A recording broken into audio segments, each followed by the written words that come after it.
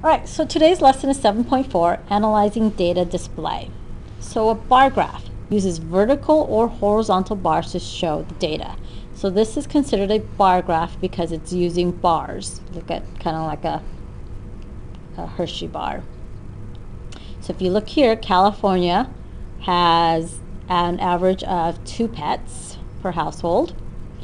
And if you look at the bar graph, it always tells you what you're looking at, average number of pets in the home. Anytime you make a bar graph, you have to have this.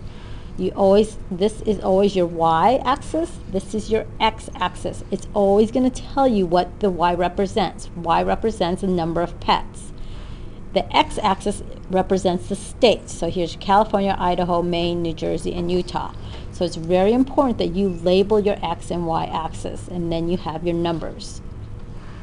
So here's your questions here. Number 1, by looking at the bar graph, which state has the greatest average number of pets in the home? Well, all you have to do is look at the bar that has the highest, and that state would be Idaho, because Idaho has 7. Okay, what is the mode number of pets in the home? Remember, mode, it means most occurring. So what number of pets is occurred the most? Well, here's 2 and 2, so this would be 2. Number 3, how many more pets are in a home in New Jersey than in Maine? Well, are you going to add, subtract, multiply, or divide? It says how many more pets. So you're comparing. So that means that you're going to subtract, because we want to know how many more pets are in New Jersey than in Maine. New Jersey has 3. Maine has 1, so you're going to subtract. 3 minus 1 is equal to 2. So that means New Jersey usually has 2 more pets than Maine does. So this is a bar graph. The next graph that you have is called a line graph. Line graph is the data points on a coordinate grid are connected with line segments. So here, if you look at this, I'm going to turn this graph around because this is the way it should be reading. Just like your bar graph, it has the name of what this graph is. This bar graph is called skyscrapers. On the y-axis is the number of skyscrapers in hundreds. This is in hundreds. Okay, so here this would be 100, this would be 200, this would be 300, 400, and 500. And then your x-axis is the city. So you have in LA, Detroit, Chicago, and New York. Okay, now reading the question. Question says, how many skyscrapers are in New York? Okay, so let's look at New York. Here's New York.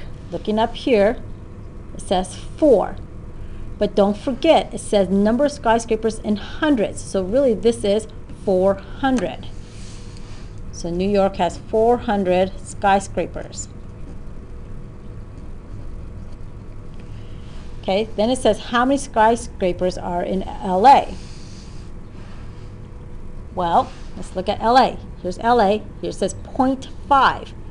0.5 means it's half of 100. So half of 100 would be 50. So LA has 50 skyscrapers.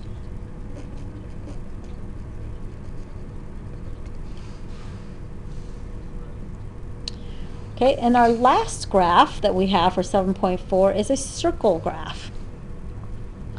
Circle graphs are also known as pie charts. Shows how a set of data is divided into parts. Each slice is called a sector. Now my sectors are hard to see because they didn't Xerox well, but there we go. And tofu's here. So I don't know if that's clear or not. Okay, so try to make this a little more clear. So tofu's 5%. just like all the other graphs. It still has the name of the graph. It's called favorite foods. So we took a survey and we asked people what their favorite food was. So 50 students were surveyed. Understand, you have to know how many students were surveyed. How many students preferred pizza? Okay, where's pizza? Pizza is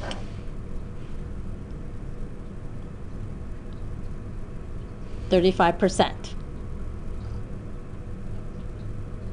Oh, so there should be no line here. So pizza is 35%. So to find how many students preferred pizza, you have to take 35% of 50. You should know how to do this. We've done this. We remove the percent, move it to decimal, and then of tells you to multiply. So you have 0.35 times 50. This is plus 2, this is plus 0. Okay. So 17.5 students preferred pizza.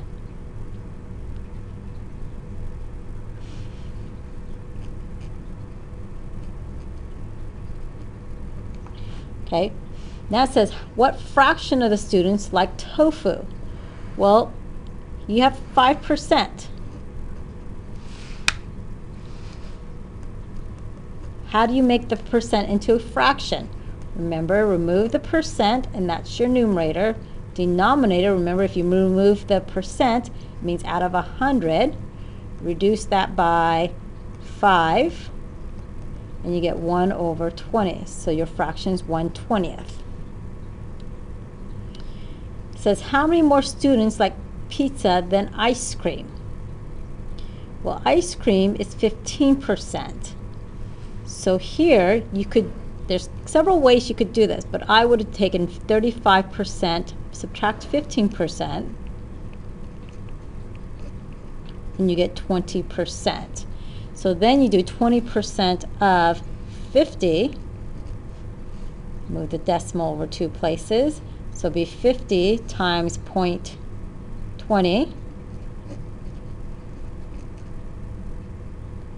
Okay, so really the answer is 10 more students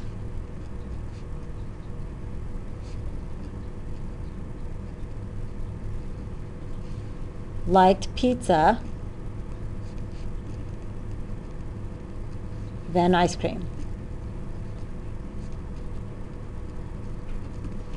That's the easiest way to do that. Now you could have found out how many students liked ice cream, and then because we already know over pizza, you could just subtract it and you'll still get the same answer.